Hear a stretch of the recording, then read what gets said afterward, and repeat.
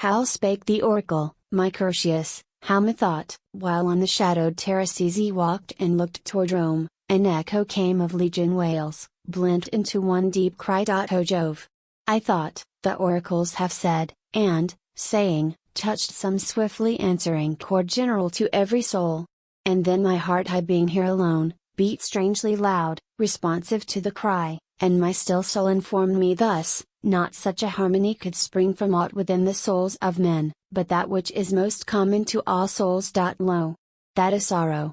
Nay, Curtius, I could smile to tell thee, as I listened to the cry, how on the silver flax which blew about the ivory distaff in my languid hand he found large tears, such big and rounded drops, and gather through dark nights on cypress boughs. And I was sudden angered, for I thought, why should a general wail come home to me with such vibration in my trembling heart that such great tears should rise and overflow? Then shook them on the marble where I paced, where instantly they vanished in the sun, as diamonds fade in flames.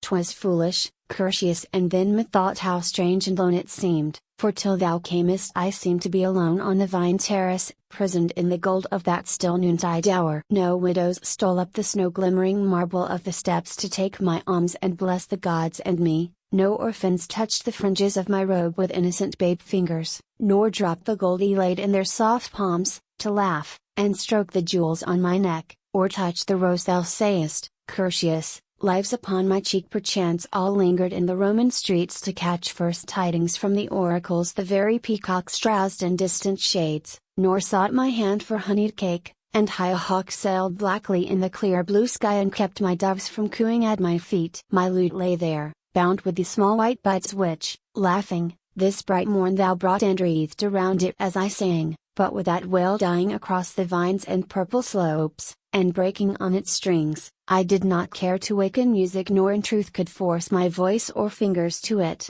So I strayed where hangs thy best loved armor on the wall, and pleased myself by filling it with thee. 'Tis yet the goodliest armor in proud Rome, say all the armorers, all Rome, and I know thee the lordliest bearer of a sword. Yet, Curtius, stay, there is a rivet lost from out the helmet, and a ruby gone from the short sword hilt. Trifles both which can be righted by tomorrow's noon. Tomorrow's noon.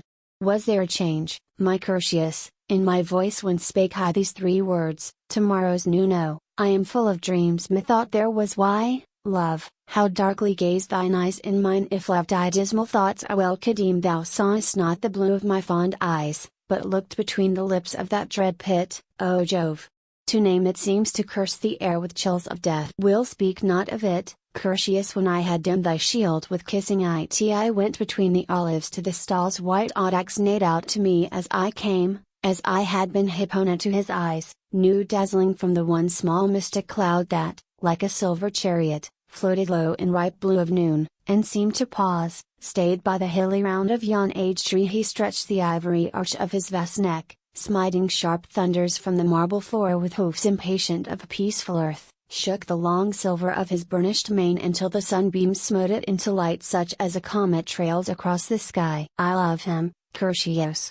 Such magnanimous fires leap from his eyes. And I do truly think that with thee seated on him, thy strong knees against his sides, the bridle in his jaws in thy left hand, to pleasure thee he'd spring sheer from the verge of earth into the breast of death and chaos. Of death and chaos.